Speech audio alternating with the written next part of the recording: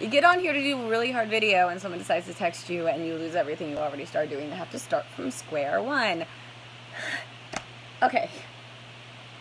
So, the 10-year anniversary of my near-death experience, and not in an out-of-body way, in a someone almost killed me way,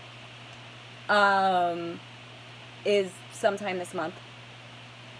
My daughter was 8. My son was a year and a half. I'm not 100% sure.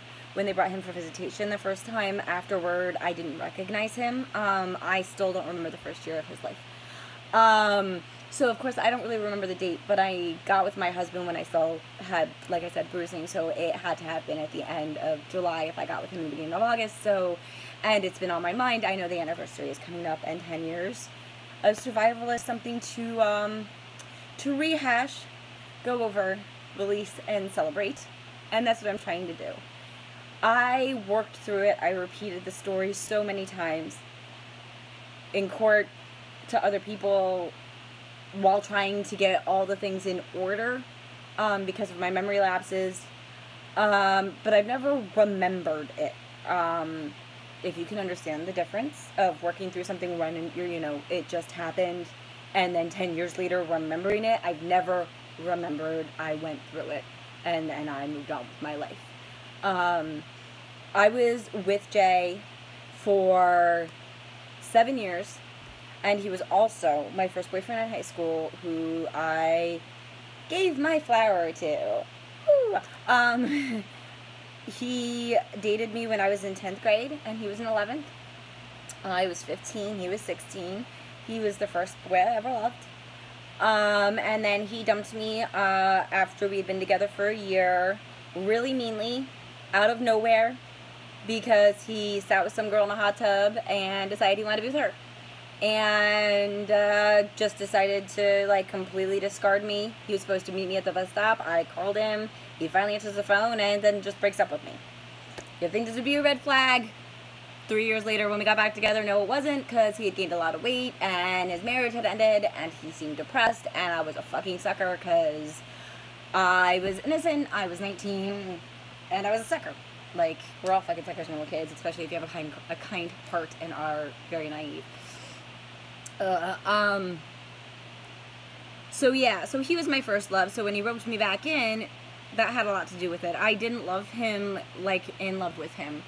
I loved him like a friend, and I thought that would be enough, and I had been in a bad relationship prior where I was beaten up, and he was an alcoholic. That was my daughter's father.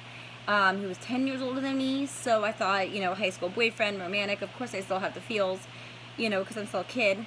And he's telling me all the right things because, later on to find out he is a, diagnosed narcissist and, from my therapist, diagnosed sociopath.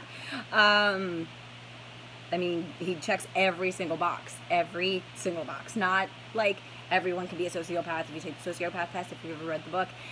He checks every single box, but, it's not for me to diagnose. But he acted like a sociopath, that much I can tell you.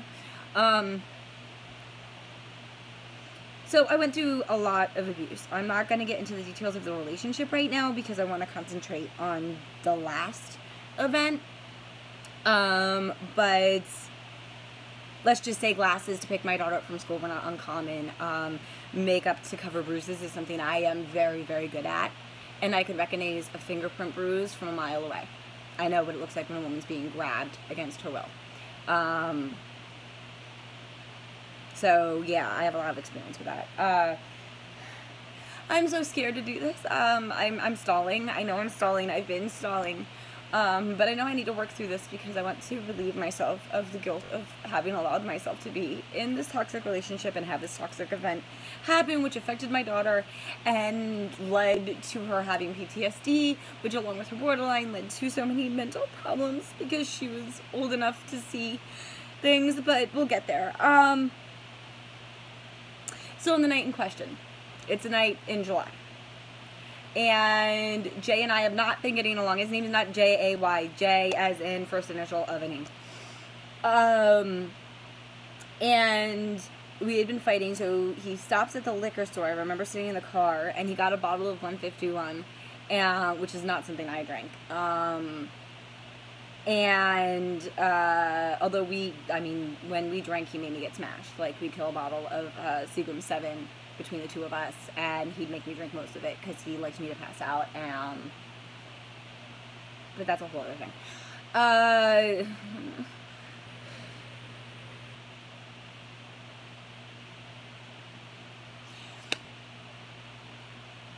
Okay, I can do this. So, we were planning our wedding. He was married for much of our relationship, legally. So I got to be a mistress even though he lived with me. And I helped raise his kids on visitations. I was the only one around his kids because he was always working, supposedly.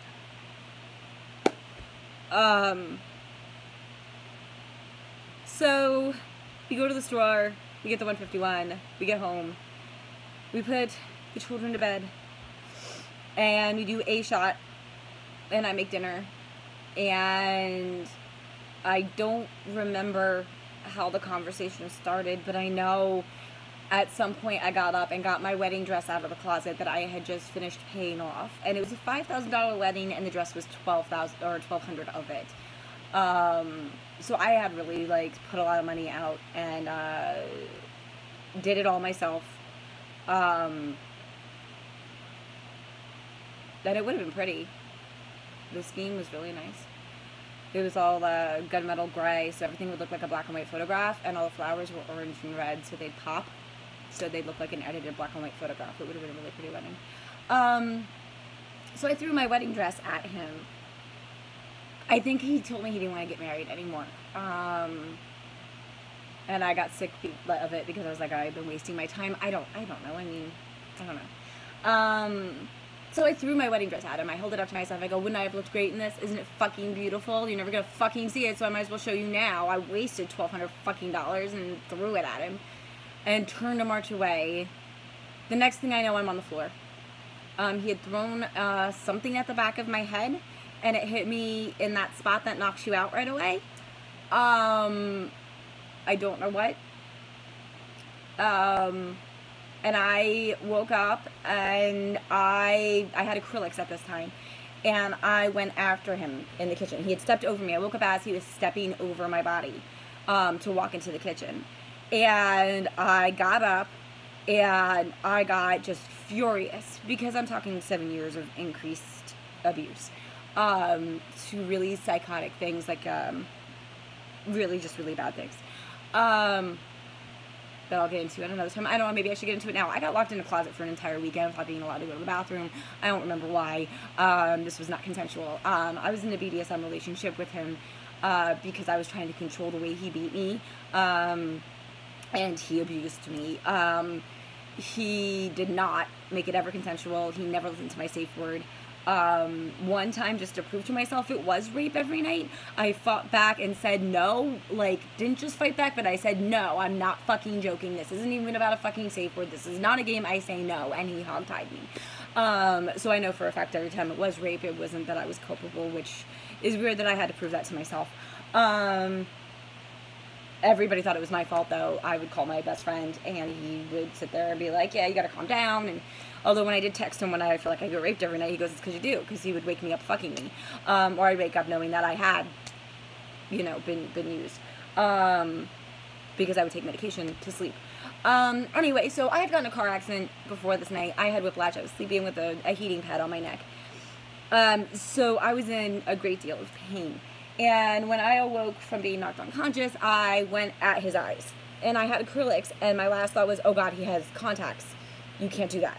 And I backed off. That was my fatal error for my own safety, because when I went from this to this, that made him grab me by the wrists and turn me inward and headlock me. Now, that headlock was painful because of the whiplash, which I figured out after I got home from the hospital and saw the heating pad in the bed and figured out why I had the heating pad in the bed was because of the whiplash from the airbag from the car accident. But I don't really remember that part. That's just something I know occurred. I know I bit him on the stomach and on the arm to get him to let go of me because he brought in pictures to court of it to try to charge me with assault. And he successfully got PFA against me because of that. He hit me in the head with a Coke glass, you know, the kind with the handle, and it's real thick glass. You can see them at the dollar store, but it was a thicker glass than the dollar store ones. And they say Coca-Cola on the side, etched in the glass. And he had it by the handle and just whapped at my head. I have a scar right here. I don't know if you can see it or not. We're going to try. We're going to try to see the scar later. Because I've always been curious if you can still see it, because I can feel it. Sometimes it hurts. Sometimes it feels tight. There are times I am acutely aware of it, and there's times I can't find it at all. So anyway, at some point, I think he hit me in the head with a bottle of 151. I remember telling people they hit me with a bottle. I remember the Coke glass, not the bottle, but I know he emptied it over the wound on my head. And by the time I got to the emergency room, I was drunk, and I was like, but I had one shot, and they kept saying, you're drunk, you're highly drunk, and I kept going, but I had one shot. But I guess if you pour alcohol into an open wound like that, it's going to get in your bloodstream, and you're going to get drunk, especially 151, I suppose. What happened after that? I was in the kitchen. I don't remember. Oh, he had me in the headlock, but he dropped whatever he was hitting me with and just started punching me in the head in the same place. And somehow we got into the living room. I don't know how. I mean, the kitchen was here, and it went through a doorway here, and this was the dining room, and then this was the living room. So we only had to take 5 steps to, like, be in the living room, but I just don't know how we got in there. I don't remember. But we were, like, at the wall separating the kitchen from the living room, so we weren't that far. I'm starting to get a headache.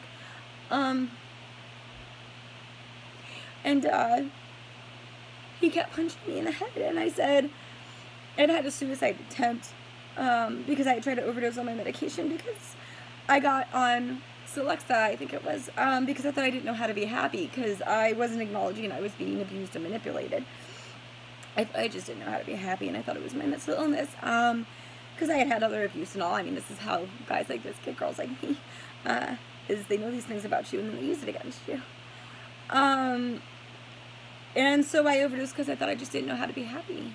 Yeah, because the medication didn't make me happy. I am also highly allergic to meds, but I didn't know this at this time. So I took them all, and I went to the hospital, and he made this big presentation of putting my ring back on my finger, my engagement ring, with its fake blue diamond. I found out later he traded out the real one that we had picked out together for a fake one when I got a diamond replaced on it. Fucker. I don't remember. I distracted myself again. When I get stressed, my short-term memory is still bad. Alright, we'll just go back to the living room. We're in the living room. Suicide attempt. I said to him, why did you call an ambulance? Why didn't you just let me kill myself if you wanted me to die? Now you're going to go to jail for murder. And I think that's what saved my life. I also found out that I'm not scared to die. I was angry. I wasn't scared. I was positive I was going to die at that point. He had hitting me in the head, and I mean, people die from one blow to the head.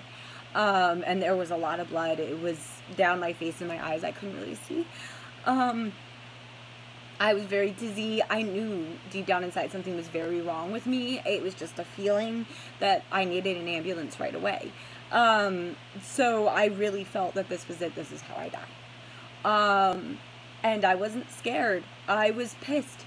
I was really pissed. And I was like, you fucking fucker, why didn't you let me just kill my fucking self? Because now you're gonna go down for my fucking death. And he just dropped me. And I don't know how I landed on my back, but the back of my head hit the floor and like bounced. And I remember thinking, oh, my poor head can't take anymore. And then nothing.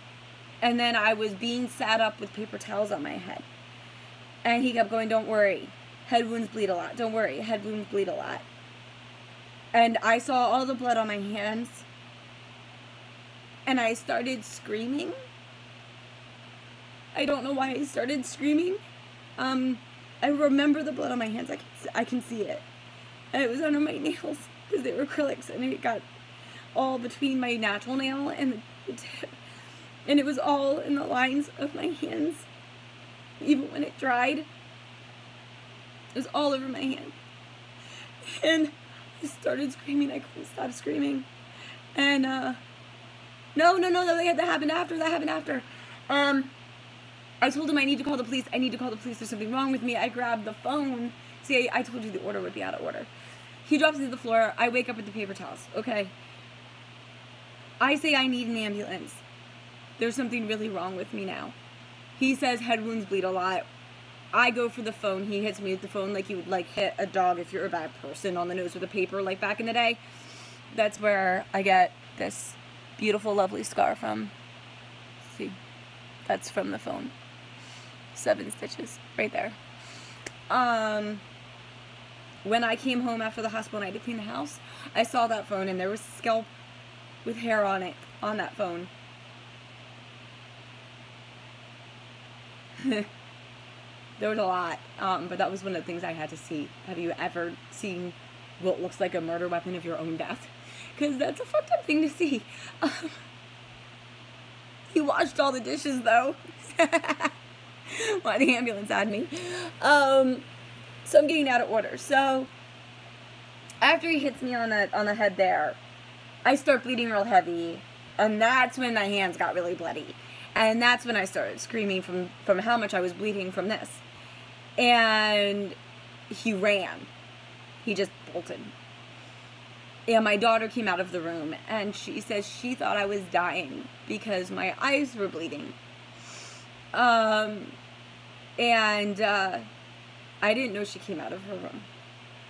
And she went back in her room. And I just lied on the floor because I was very, very dizzy and tried to catch my breath. And I made it over to the door, locked it, and laid in front of the door because I couldn't go anywhere else. And then the police came because the downstairs neighbors heard me screaming and said enough is enough. It only took them however long. But I guess they could tell the difference between fighting and I'm in real trouble, and they finally made the decision to not mind their business and save my life. Because if I had fallen asleep, I don't know what would have happened to me. If he had come back, I don't know what would have happened to me.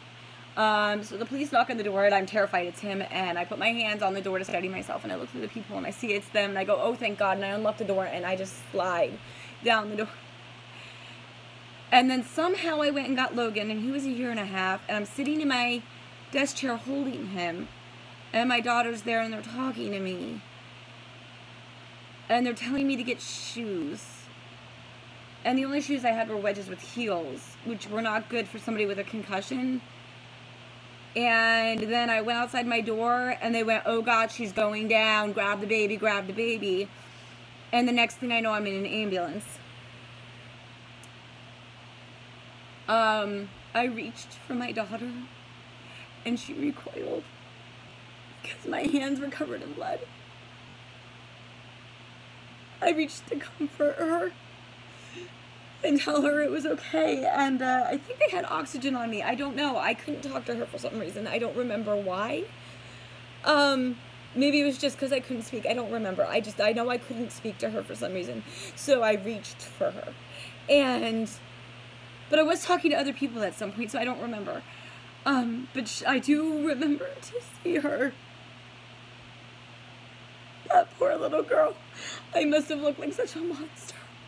Like such a mommy monster. And she was such a happy little girl.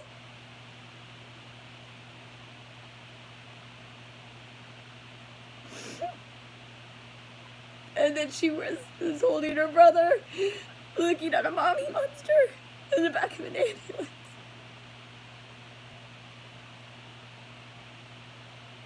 So they took me to the hospital.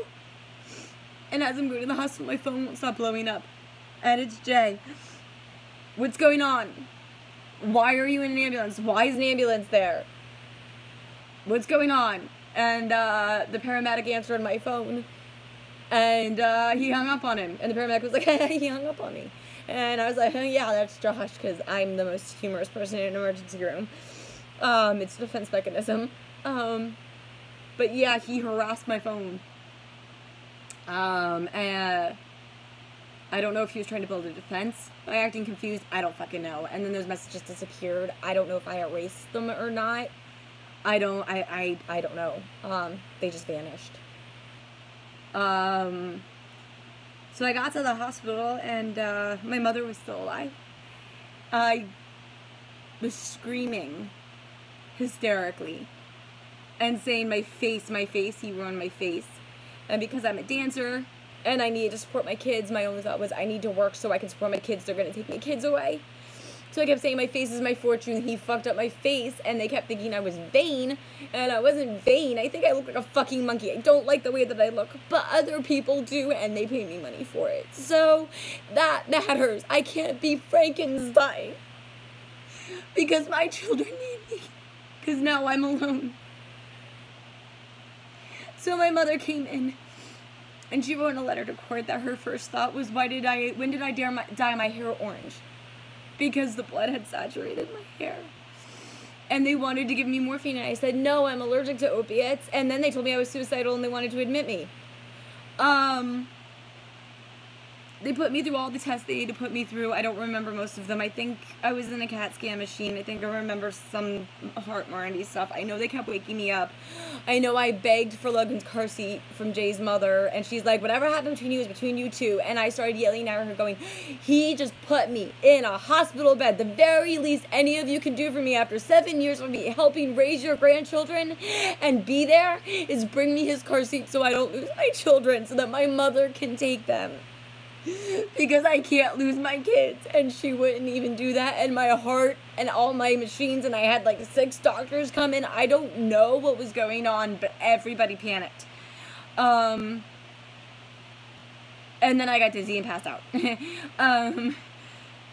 But that was the stress. And then my mom was talking to the children with caseworker, and she was saying, I don't know his formula, she always gives it to me. I don't know his diapers, she always gives it to me. I don't do babies. That was the damning sentence. I don't do babies. Because then they were going to put Logan in foster care and let Desiree stay with my mother. Shit. And let my daughter stay with my mother. Fuck. Fuck. Fuck. It doesn't matter, none of you people know who the fuck I am. I said, you're not going to separate my children. They need each other right now. Desi needed her brother. Her brother needed her. Oh, God, I keep slipping with names. I gotta stop that. This is just one. Oh, God, I'm going to throw up. So, yeah. So they took my children from me for failure to protect. I took a shower even though I was dizzy because I wanted to say goodbye to them. And they didn't let me. And then I went to go live with my mother when I got out of the hospital, and my mother tried to talk to my daughter about what had happened. And they banned me from talking to my daughter for 3 months because of my mother. So, and they also did not get her therapy. So my daughter did not get to process any of what she had gone through or talk to her mother all of a sudden, and I wasn't able to talk to my daughter. Then I had to have supervised visitation, and I didn't recognize my son. I thought they brought the wrong child.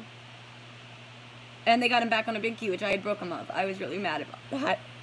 But I guess he needed this.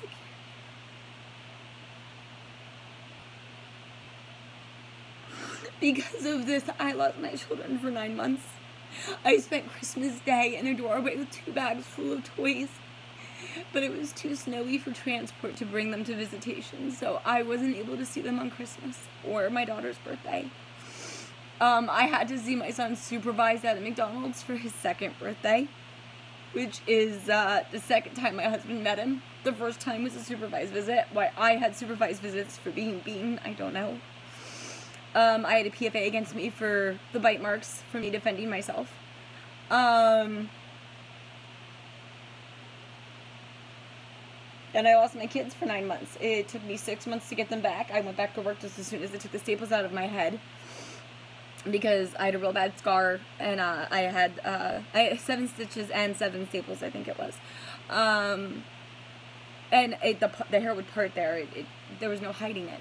So I couldn't dance in that condition, and I had 2 black eyes because he broke my nose by headbutting me at some point, and no one noticed that, or no one told me. I don't know. They didn't set it.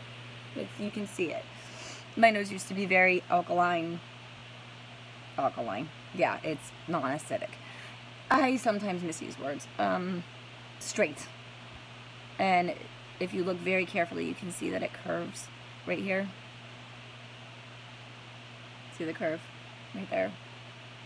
Like, right there. That's from him breaking my nose. But they didn't notice it at the time. I just remember looking in the mirror and going, why do I have my high school nose back? Because my nose is thin as I got older.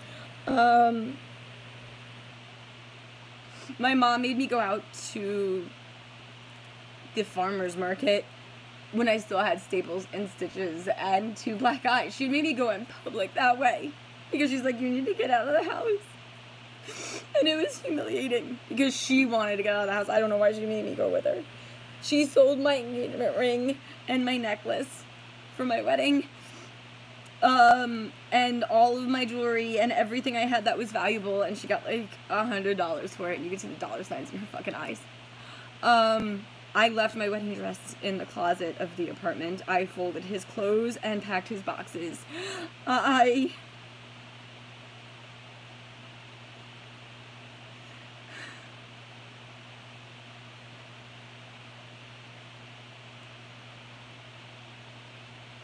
I lost everything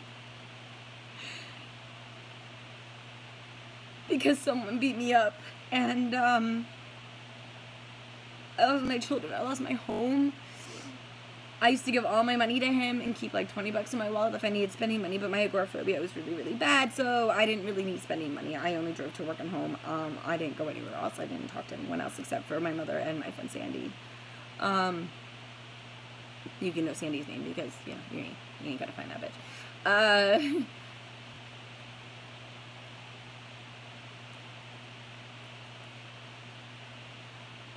He only went to jail for 3 months because I didn't take him to trial, because they said that they would make my daughter go on the stand at 8 years old and relive it, and that they could tell her anything, like that I was a dancer, or I was a drug addict, or I was, you know, an alcoholic, or I was manipulative, or I faked it. He told them I did it to myself. It was literally like a half-moon size scar. They took pictures. People would go, when they saw it.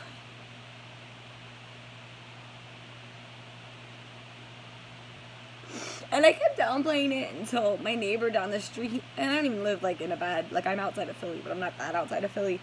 I mean, it's still rural, but my neighbor killed his wife with a hammer and then shot himself. And I was like, oh my God, killed with a hammer, that's a terrible way to die. And my husband just looks at me and he goes, yeah, bludgeoning's a terrible way to die.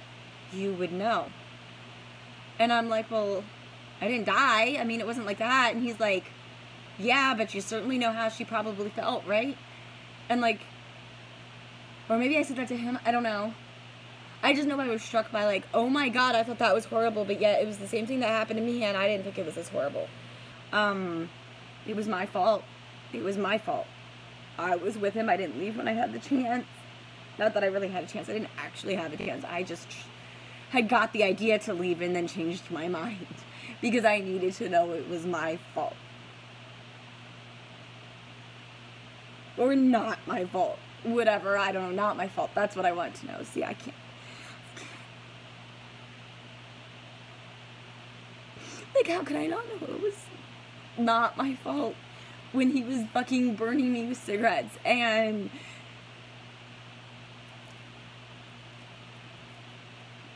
great. I never consensually had sex with him, really.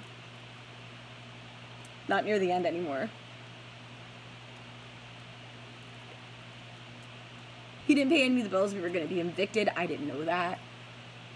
He had a sex tape of me that I didn't know existed, that he had saved on another account on our computer that I discovered after he moved out, that I didn't know about. He was setting me up in a big way, and I was oblivious. He would do things to hurt me, and I was oblivious.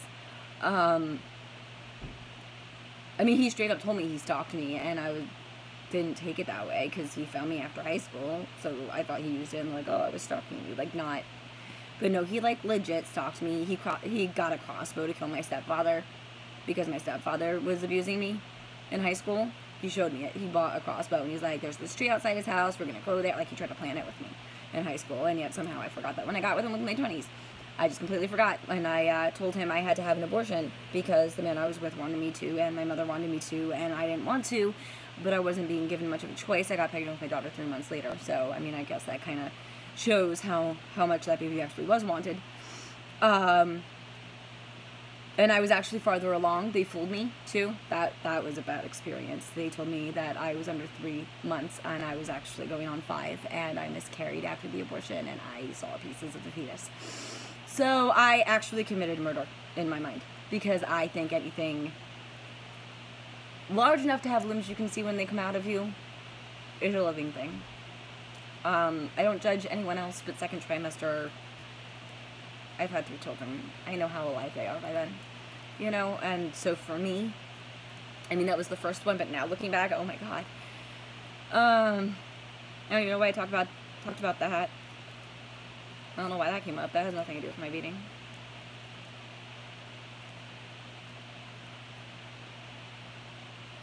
It's been 10 years. It's been 10 years of me pretending I'm not who I am because I couldn't be the person I was. I'm not spiritual. I don't have any, you know, kings or whatever. I'm vanilla as they come.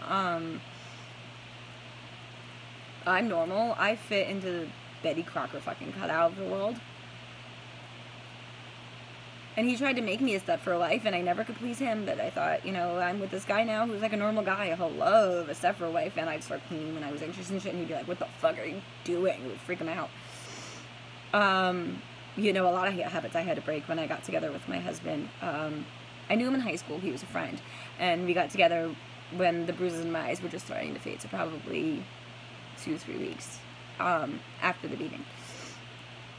And he helped me through a lot of it. I talked through a lot of it with him. He was there at court. He saw the pictures, the look on his face from the pictures. I'll never forget that. That look of horrified sadness.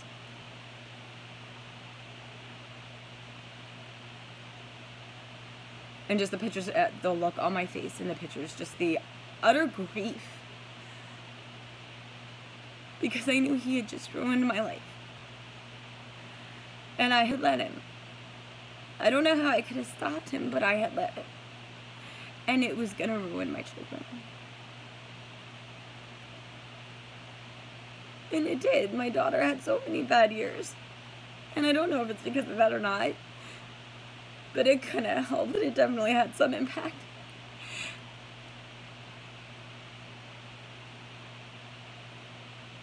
I don't want to be a person who was beaten. I don't want to have been with an abusive spouse. I don't want to have a sexual abuse history. I don't want to have mental problems. I don't want to be this person. But it was given to me. This is the hand I was dealt. And I'm gonna make something of it. And you know what? Josh, I know you won't see this, and I never got to confront you, and I wouldn't have been satisfied if I did, but you know what? It's 10 years later. And you know what? You're probably 300 pounds again. Because you were well on your way when we got back to court. You didn't waste any freaking time getting that weight back once we broke up.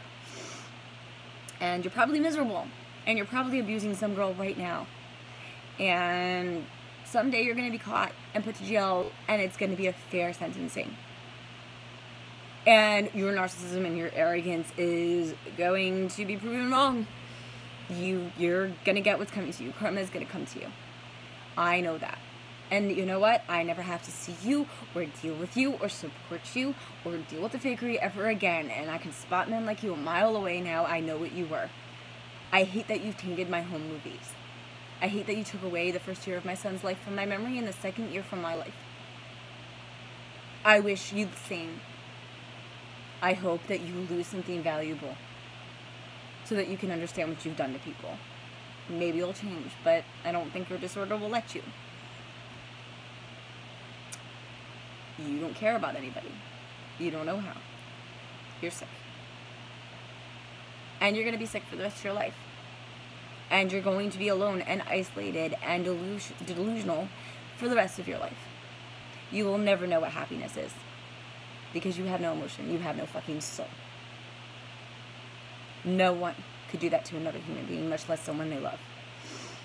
Especially when I would go into little space, which is a thing that would happen because I would regress. Because I went through a very traumatic experience when I was younger. And a whole bunch more, but the first really big one almost killed me too. And when I was about 4, and I think that's why I go little. I've been told it's a kink and a fetish, but it's non-sexual. I don't want sippy cups or pacifiers. I don't judge those who do. I mean, you do what you need to do. I can't help going little, I just do. I repressed it for a really long time, but I have a lot of memories that that alter, repressed personality, little, whatever you want to call it, has. I do not have multiple personality disorder, because that's all I have is that one, and I am always conscious I do not lose time. I am completely aware of DID. My mother was diagnosed with it, although I personally think she would probably borderline not DID. But she didn't have a psychiatrist that I liked. DID was in fashion, and God knows those borderlines like what's in fashion, and can bring on characteristics of diseases, like hypochondria seems to go along with it. My daughter dealt with that even in elementary school. But now I have, my daughter's out on her own and she's healthy. And she's got a very nice boyfriend and a nice house. And she is recovering from what life has done to her. And we're close again. And my son is gay and loved and came out so easily to us because he knew we loved him and supported him and accepted him no matter who he was. It was a casual, just by the way, I'm gay. And I got to give him that because I didn't have to live with you and worry about what you were going to do. I got to raise him in the household I wanted to raise him in, where I was open to anything, and we all were even to everyone, and no one else was above me. And I'm with a mate now who shares my views and has raised my children in that way. I've never once had to tell him what to do with the kids like I did with Josh. I always had to instruct him on how to treat my children. And he only ever shoved Desi once in front of me, and I nearly killed him for it, and I got a hell of a beating, but it was worth it. You don't fucking hit my kid. Like, I'll take a hitting to make sure that my kid has a roof over her fucking head. That's what I did for years, but you don't fucking hit my kid. You don't touch my children. You don't fucking touch them. I may be weak when it comes to me, but I am strong when it comes to them. Don't even fucking challenge me on that shit. No. No fucking way. That's why my daughter didn't testify. That's why he went to jail for 6 months and got out on 3 months. So yeah. I'm sorry to the girl he's with now because I didn't protect her, but I had to protect my daughter. And I'm sorry that comes first. An 8-year-old comes between an adult woman. That's just the important choice, especially an adult woman that I won't have you now.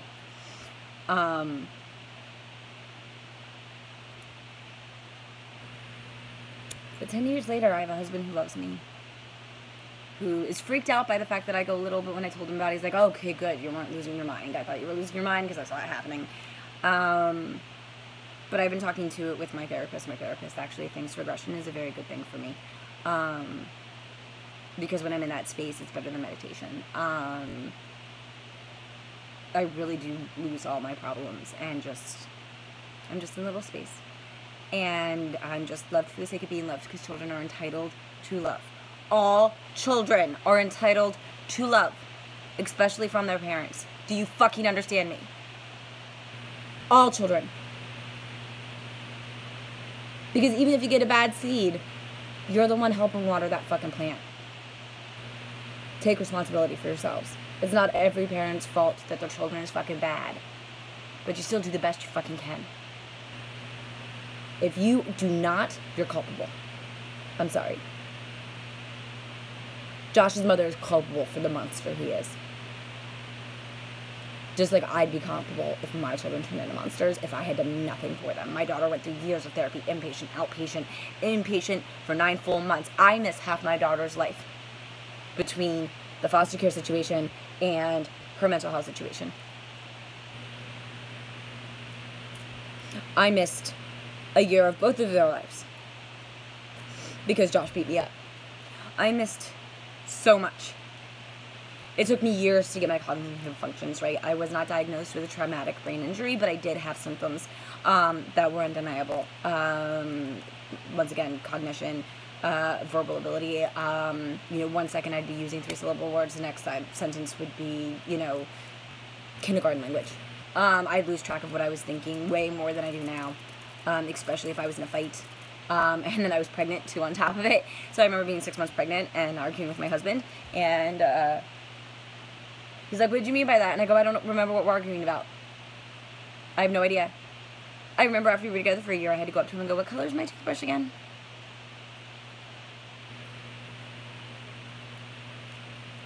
Like, I couldn't remember my own toothbrush color. There's something happened. Thank God I got a CAT scan for my sinuses, because I've been scared I have some sort of embolism under the scar somewhere. I've been scared he'll come back after me, even though I know self-preservation is more important to him than coming back after me. I know it's harder to find me because my main name is no longer my name. But I'm still scared of him. But I'm better. I have 3 wonderful children. I have a wonderful husband. I am healing. I survived, and then I lived. Despite that. I recovered. I triumphed. I got my kids back in 9 months. I had the judge commend me on that and tell me what an amazing parent I was. And I did it while dancing while pregnant. Try wearing a corset 4 months, 5 months pregnant. Having the baby. I was in tears because Colin was kicking me and I'm like, oh my God, my son's in a strip club. God, see, okay, well, I guess you're going to know my kids' names, but whatever. I don't have any other social media. You're not going to find me anywhere. Like, I don't even have a Facebook. So, like, this is... I don't want people to not leave me alone or to make this a bad thing when this is a good thing. Alright, I'm going on an hour here. No one's going to watch all of this, but at least I got it out of my system. So now I just need to repeat to myself that I've won. It's 10 years later and I won. I lived. I'm still living. I have a husband who loves me and we're going on our 10-year wedding anniversary. We got married after 6 months, so yes, I moved on really quick, but like, really that was a very dead relationship long before he tried to make me literally dead. It was very easy to move on because there was no love there. There was nothing to move on from. He was a roommate who abused me horribly. So that's my story.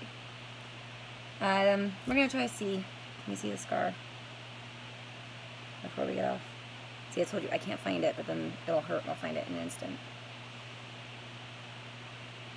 See, now I can't find it. Maybe it swells or something sometimes. That'd be a weird thing after all these years.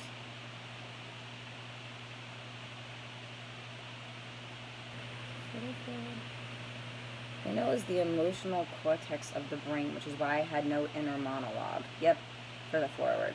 Because I had no inner monologue. I had to say it, or I would lose track of what I was saying. So, that's the scar.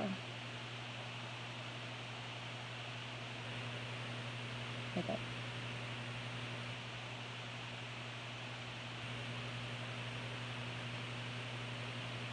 You can feel it. I don't know if it looks scarry or if it just looks like scalp. I'm doing this more so I can look at it because I want to know. I want to know if I have a scar because I can feel it.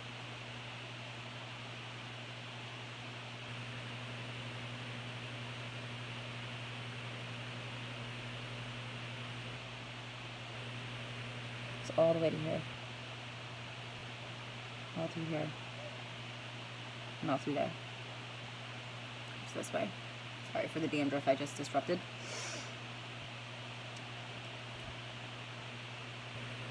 I don't know if I can see it or not. I don't know if I saw it or not. I don't know if you can see it or not. But, yeah, that's the story of how I got that scar. That's the story of how I learned what a narcissist is, a psychopath. And, the story of the night I almost died. By bludgeoning. And I always think, oh my God, what would have happened if I had died? What would have happened to Desiree? Would he have killed her?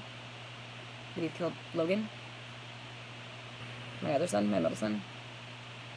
Would he have chopped me into little tiny bits and thrown me in a river? Would I be an unsolved mystery now? Has he hurt people? Am I going to have the news knocking on my door one day and figure out he was a serial killer?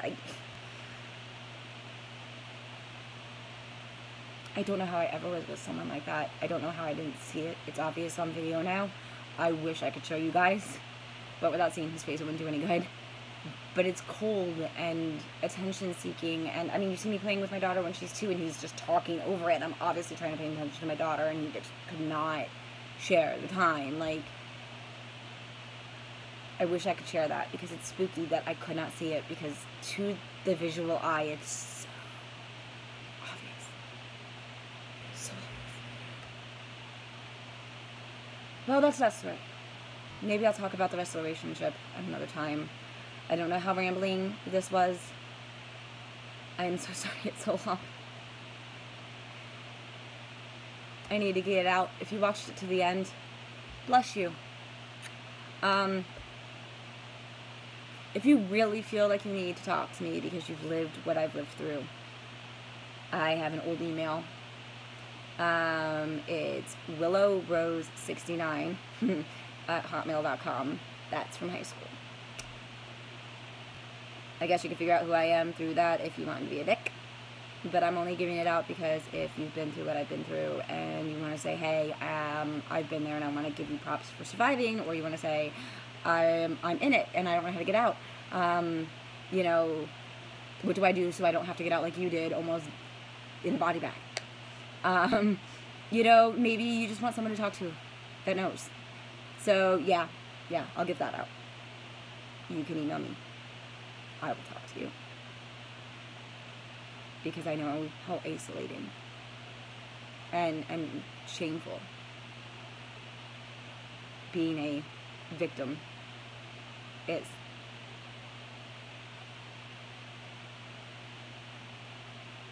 I love you all. I have so much love for humanity. I even still have love for Josh. And I know that sounds stupid and insane because nothing he ever did to me was real. He was just mirroring me like narcissists do. But let me explain. This is a man who is doomed from birth to suffer without emotion, without true connection to anyone, and with a inflated ego that no one could possibly possess. He will be miserable even when he thinks he's happy. I can't imagine a worse hell. He's truly alone no matter who he's with. Yes, he should be removed from society, and yes, he should not be given access to children or women or anyone, in my opinion, because he is somebody, I believe he's capable of murder. He's choked me out, and then I woke up from being choked out, and he continued choking me, and, like, I passed out again. I don't know how I didn't die. Then again, he was resuscitating me when I woke up, so I don't know. He did that a lot, choked me out and then resuscitated me, so. But that was the first time I woke up and he was still choking me, and then I passed out again. That one I felt like I was actually going to die.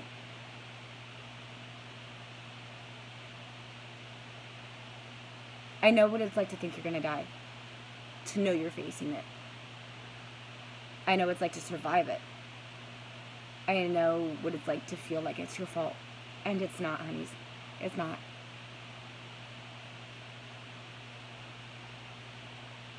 I give you all my love, like I said, and contact me if you need me. And if you contact me as a harasser, I'll just block your ass. And if you say anything inappropriate, trust me, I am not a shy person. I will make sure you fucking regret it. Somehow. Because I'm not here for abuse. If you don't like what I have to say, don't watch my fucking shit. It's as simple as that. I'm not making money off anything. I'm not judging anyone. I'm not doing anything but trying to therapeutically put myself out into the world as honest as I possibly can so I can be myself on some platform in public and possibly help other people. So if you find a reason to hate me, bully for you. I'm sorry you have to feel the emotion of hate. It's the one I dislike, anger and hate. I don't like feeling those emotions. I'm sorry you're so uncomfortable. If you dislike me, I'm also sorry I made you uncomfortable. Please stop watching my videos. If you're getting something out of this, awesome. If you want to tell me about it, that would make me feel good, but, you know, I don't need to know, but I'd like to think I'm doing something good, and,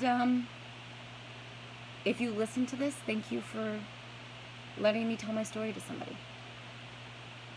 Because no one ever wants to hear that shit. No one wants to listen. So, thank you for listening. If anyone did. See you later, loves.